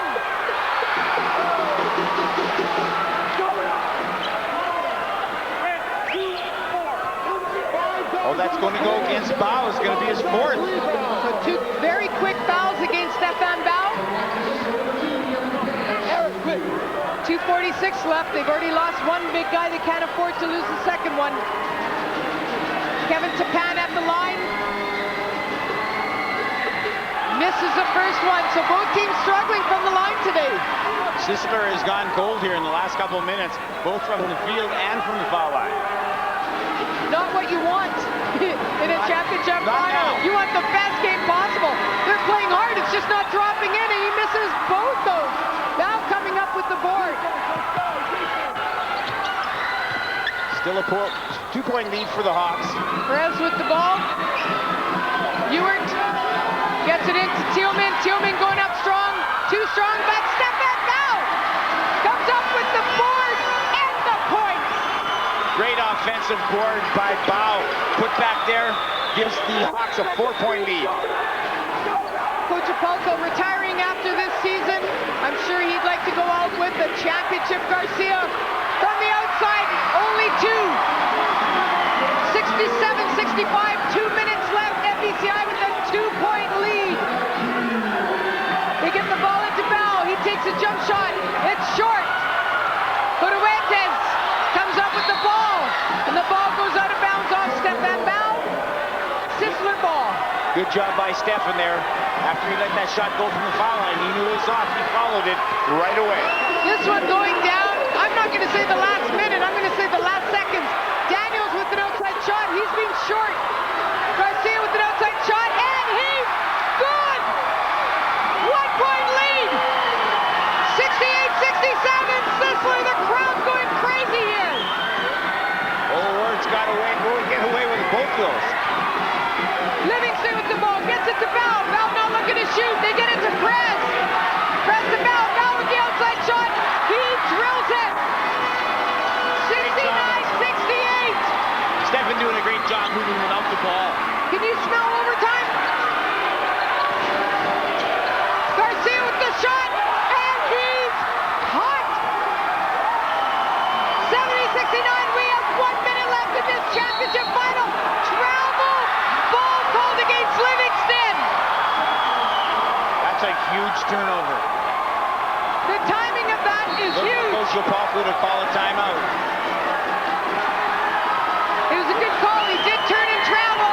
Garcia looking to slow things up. Maybe take the last shot here. Olays gets it back to Garcia, who's been hot. He nailed it! Oh my! Pressure being put on Ewer with the ball. And a steal by Garcia! He's going to the hoop and converts! And another steal! But then Bell comes up with it! Oh, it's going to be against Buck! Oh, they call it block! Oh, that's a big call. The crowd does not like that one. It looked like he had position established.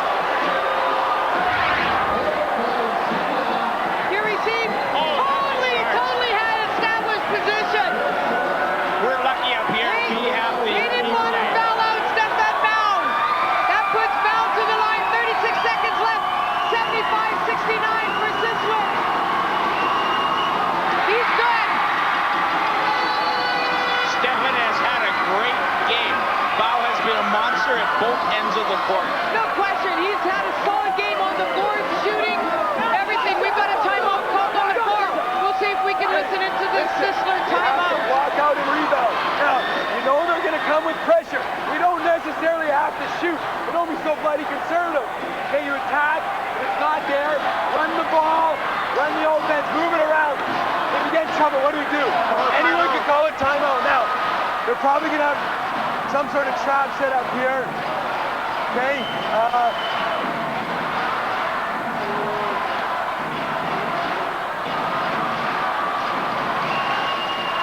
Whereas we're here, who's the 3-man? Kevin's here. Okay, look. Line up like this. Here's showing our Eric. You screen for Kevin. Kevin's going to go, but the guy that's most likely going to be open is Eric rolling back to it, okay? Look for Eric rolling back. It's not there. This guy's got to come. If we have to. 3, 2, 1. We get a good timeout by Coach Martin. I think Sisler has to continue putting the pressure on MBCI and try and create some of those turnovers. We've got Stefan Bell at the line shooting his second attempt. They trail by 5, and there's only 36 seconds left. This one's still anyone's. Well, this is really important, this foul shot, Missy. There's 36 seconds left in the game. As Coach Martin said in the timeout, Sisler does not have to shoot. Here comes the pressure from the Hawks. Foul right away on Daniels. Smart play. That'll put Abraham Daniels to the line. His team up by 4. Still 35 seconds left. Oh my, you could not ask for a more exciting championship final here. Number 1 and 2 ranked, first meeting this season, and this one going down to the wire. And we've got a timeout being called by Coach Yopalko. Try and make Abraham Daniels think a little bit more about that shot at the line. We'll see if we can listen into one of the timeouts here.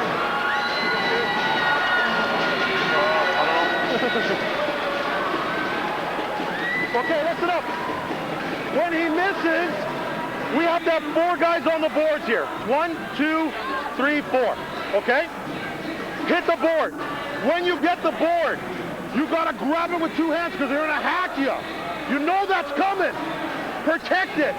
Then don't look sideways. Look forward. Okay? You got to sprint down the floor, but you got to sprint looking for the ball because we might be able to headman it to you. Then attack, stop, shoot. Try to get a three-point play. Okay? Then we call timeout. We still have time left, guys. Don't lose hope. Okay? Come on. We're good.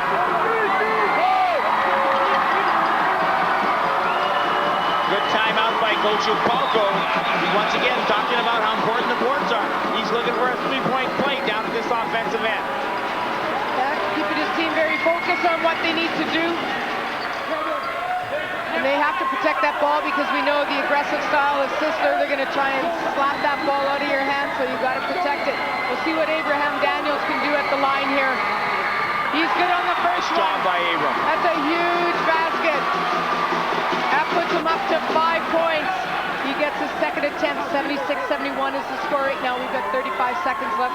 Daniel's taking his second attempt. And Daniel converts. Two-possession game, 2 3-pointers needed by the Hawks. Ewert gets it up to Perez. Perez gets it to Thielman. Thielman loses it, but Daniels comes up with it somehow. He goes in and is good. That's the game. 79-71. Foul with the ball. And he actually traveled with that one. Livingston, elbow. No foul call. Thielman with the shot. He misses. Ole comes up with the ball. We've got 8 seconds left. Uruentes with the ball. He goes up, puts it in. 79-71.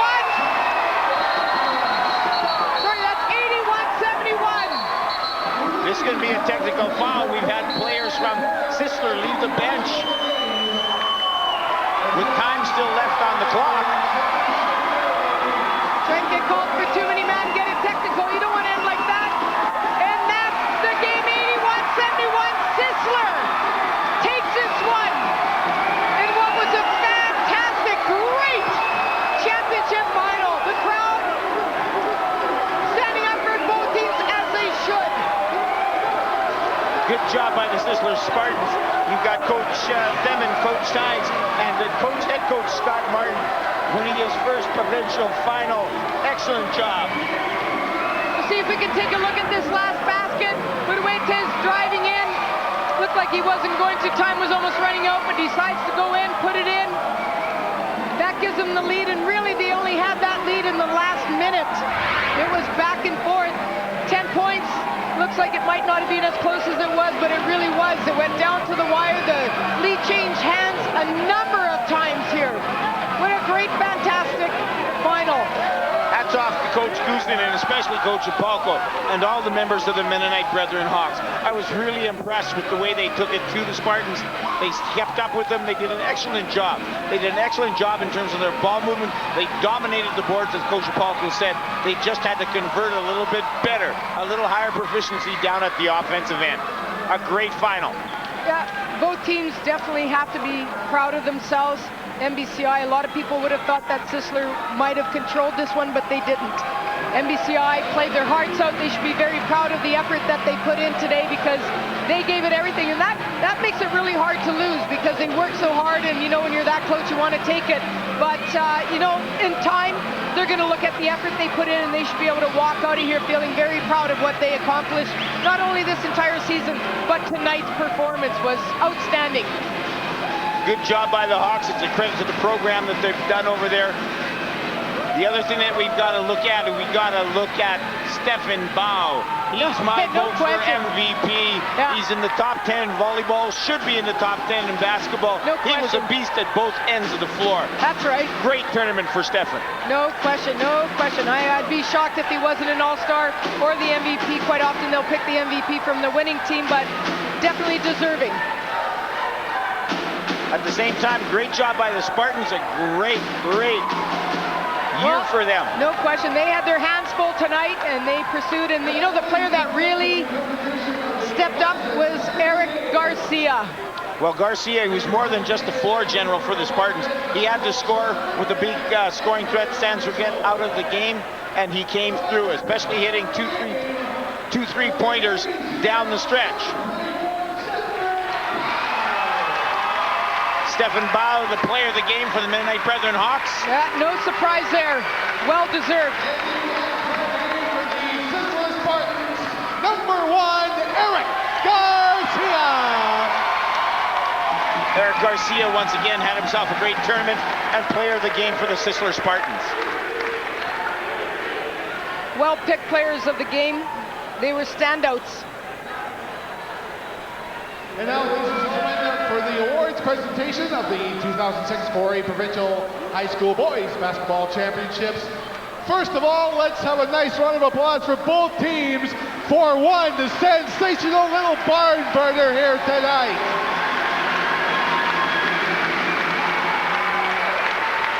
We'd also like to take this opportunity to thank our major sponsor, the Dairy Farmers of Manitoba, along with our other sponsors, Wilson Sports, McDonald's Restaurants, Bison Sports, Manitoba Telecom Services, Manitoba's Credit Unions, Boston Pizza, the Manitoba Amateur Basketball Officials Association, Sport Manitoba, Manitoba Hydro, Freak 107, the Winnipeg Free Press, along with Shaw TV.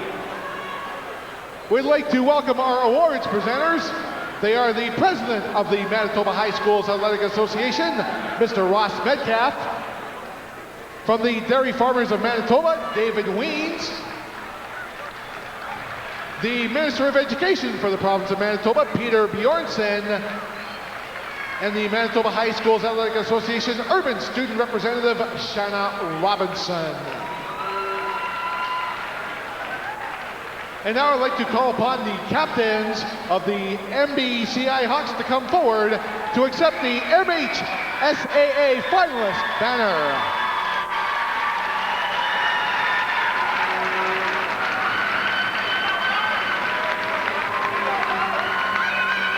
And now for the presentation of the silver medals to the Mennonite Brethren Hawks, compliments of Manitoba's credit unions. John Kim.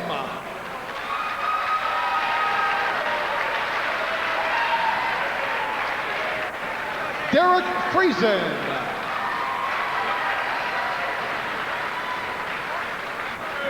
Charles Enns.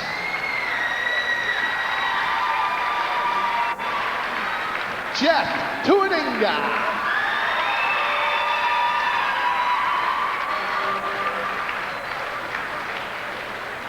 Daniel Fraze.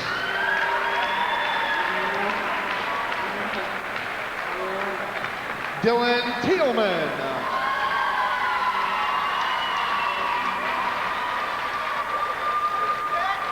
Zach Dirksen.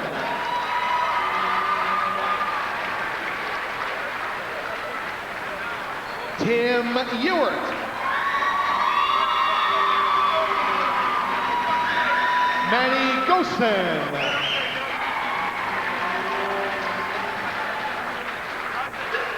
Doug Perez.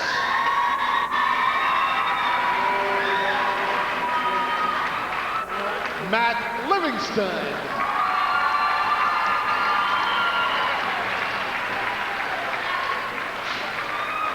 Stefan Bau.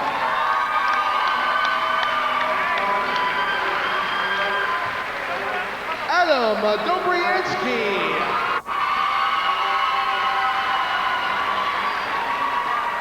Daniel Pinto.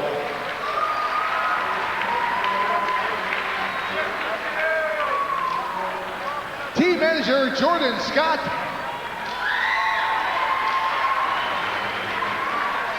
Assistant coaches John Gosen and Paul Thornboss. And head coach Ken Opalko.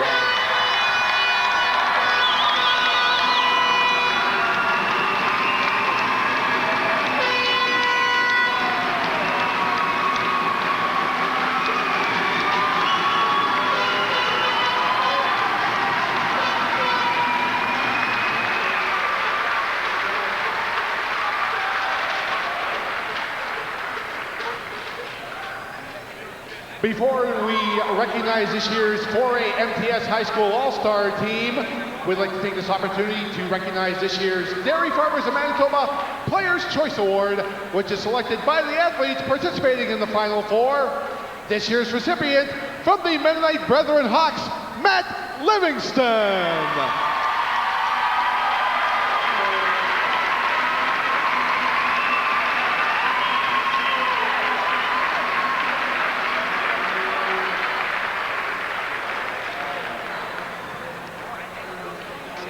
And now, ladies and gentlemen, I'd like to call upon the captains of the Sisler Spartans to come forward to accept the finalists, the championship banner, rather.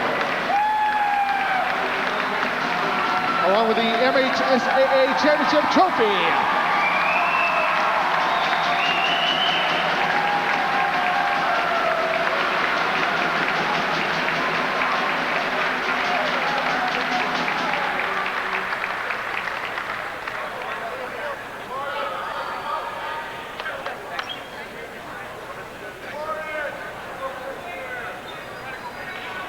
And now for the presentation of the gold medals and the t-shirts. Number 1, Eric Garcia.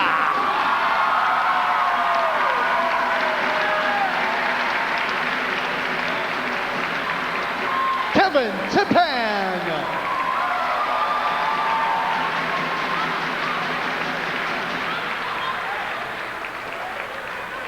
Jan Soriano.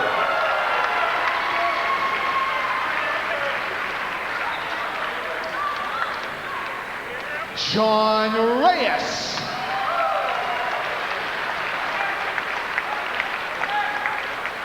Josh Olays.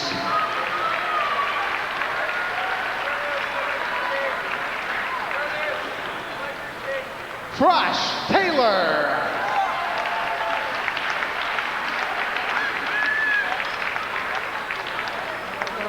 Nathan Hepte.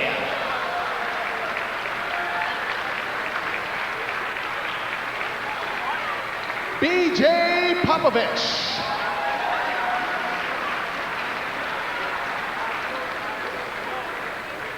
Curtis Sands Regret.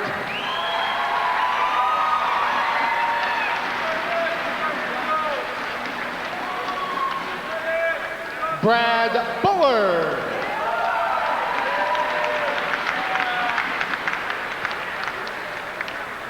Eric Gibb.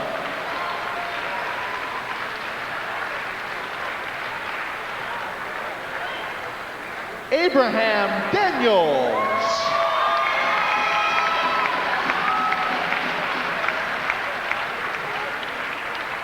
Miles Posthumous.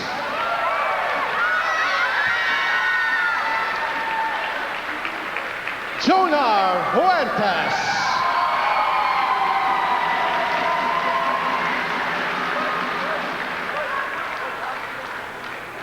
Justin Sadua.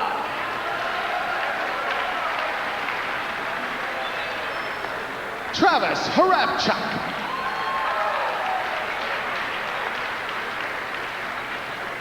Assistant coaches Phil Tynes and Joel Temin. And the head coach, Scott Martin.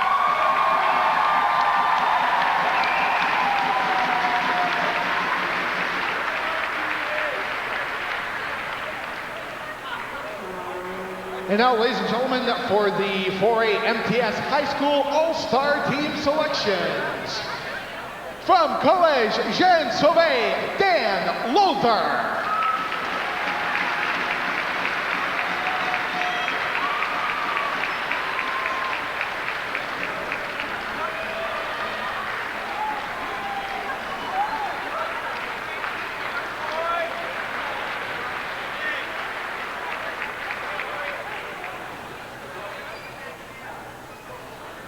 From the Oak Park Raiders, Mike Smalley. Good, good.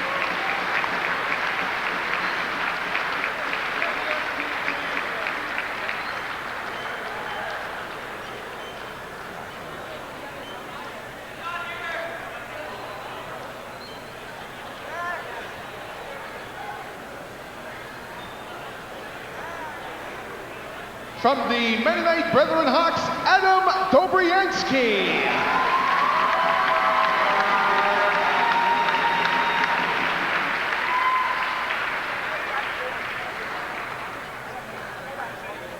From the Sisler Spartans, Jonah Huertas.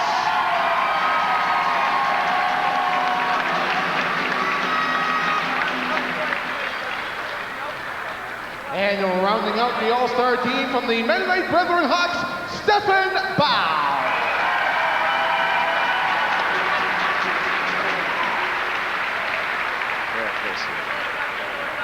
And now, ladies and gentlemen, for the presentation of the 2006 4A High School Provincial's Most Valuable Player. The MVP will receive the Manitoba High Schools Athletic Association MVP certificate and a cell phone courtesy of MTS. The 2006 4A Provincial High School Basketball Championship Most Valuable Player from the Sisler Spartans, Eric Garcia.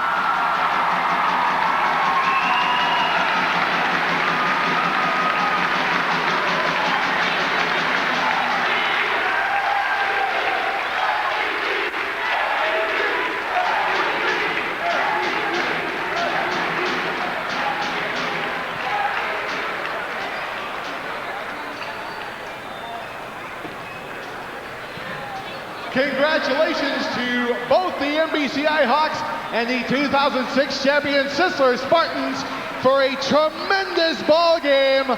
Thank you, the fans, for all your support, and we hope to see you again for the 2007 4A Provincial High School Basketball Championships. Thank you very much. My name is Tom Halleck. Good night, everybody. Well, thank you very much, Tom. Did an outstanding job here, and so did these teams tonight. Congratulations to both MBCI and Sisler. Kenapolko, retiring now as a coach, can go out a winner because he did an outstanding job in all the years that he's coached at MBCI, and tonight was proof of that because his team played outstanding here. And Sisler to Coach Martin, who as well, a team with depth, a team with speed, and that's what came out on top here. And we saw MVP going to Eric Garcia, who really came through in the end there for Sisler Spartans. So congratulations to both these teams, as well as to the two girls teams, Glenlawn and Fort Richmond. At this point, we would like to go courtside where Jim Toth is waiting for an interview. Ken, you must be disappointed with the loss, but you can't be disappointed in your team's effort. No, and I want to congratulate the Sisler Spartans. They had a fantastic season, and there's a reason why they were ranked #1. You saw with a minute to go, we were still ahead, and all of a sudden a couple of turnovers, a couple of shots, and you know, that's why they're #1. And so congratulations to Sisler, and also congratulations to my guys. Like, nobody quits. We tried our best. We gave it all we had, and I'm so proud of them. That and what a great way to end it, eh? It's been a great career. I've really enjoyed myself. These are the kind of fellows we have at MBCI. You know, as I said before, 77 boys in grade 11 and 12, and for us to have these kind of teams every single year is very impressive. And my hat goes off to our parents and our school, and we just work really hard. And I'm just very proud. Yeah, we would like to win the championship, obviously. You know, that's what you play for, right? But you also play for other reasons, and you play for the camaraderie and those kind of things, and you know, setting goals. And what a great year! The standing ovation the crowd gave you at the end is almost enough to make you want to come back. But I know you're on to bigger things, and just let everybody know what you're going to be doing. Yeah, you know, there comes a time where you just feel it in your heart that it's time. It's been 24 years, 800. This was my 805th high school basketball game, and I could just feel it in my heart that it was time. I'm the vice principal at MBCI. We've got a great thing going with our middle school. That's what I'm mainly in charge of, and the athletic program. And so those are things that I need to take care of. Also, I want to help out with my mom and dad. It's been a tough road, and this one's for you. We tried our best. Ken, on behalf of Shaw TV and all the fans, not only congratulations on a great game, but thank you on a great career and what you've done for boys high school basketball. Thank you so much. Really appreciate it. It's been a pleasure. Thank you. Congratulations. Ken Opalko, who walks away from the basketball court as a coach, but he will be involved as an athletic director and other things throughout the school. Now back up to Lori and Missy. Thank you very much, Jim, and thank you as well, Ken. Really, he's done an outstanding job, and it's a tough thing to retire, you know, and to leave the court. And, you know, his heart will always be there, as you can see even from his interview.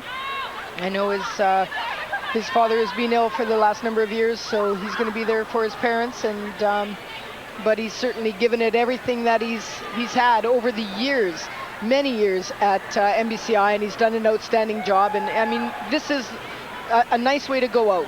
You know, his team played outstanding. They gave it everything. A lot of people wouldn't have expected that, and they did it. And they go out feeling very good about their performance tonight. At this point, we'd also like to go back to Jim Toth, who is waiting courtside with another interview. Thanks, guys. We have the winner and, of course, tournament MVP, Eric Garcia. You told me earlier in the week you didn't want to leave high school without a provincial championship. How does it feel to finally have one? I'm speechless. I don't know what to say. Hard-fought battle. We played our hearts out. We came on top. You guys are so determined, especially yourself. A minute to go and you just poured on 8 or 10 points. I even lost track. Did you just feel like you needed to take the game over? Yeah, I'm the leader of the team, the captain, and I had to step up. We lost Curtis, one of our top players.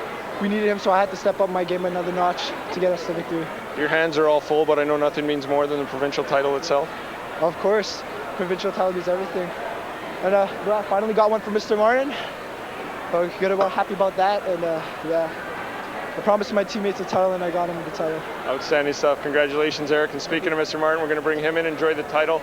Scott Martin, head coach, and now 2006 Provincial 4A champion. The first one for yourself and the school. How's it feel? Feels great. It feels absolutely outstanding. Talk about the battle you guys did, and you know, back and forth all game, but with a minute to go, your team, and more specifically Eric Garcia, just sort of took over. Yeah, like they're tough as nails the whole game, and their big guys were just, you know, they're beating us on the inside, but our guys are getting a few quick steals. And then at a real smart coaching decision, I said, guys, pass the ball to Eric, and it worked out pretty good.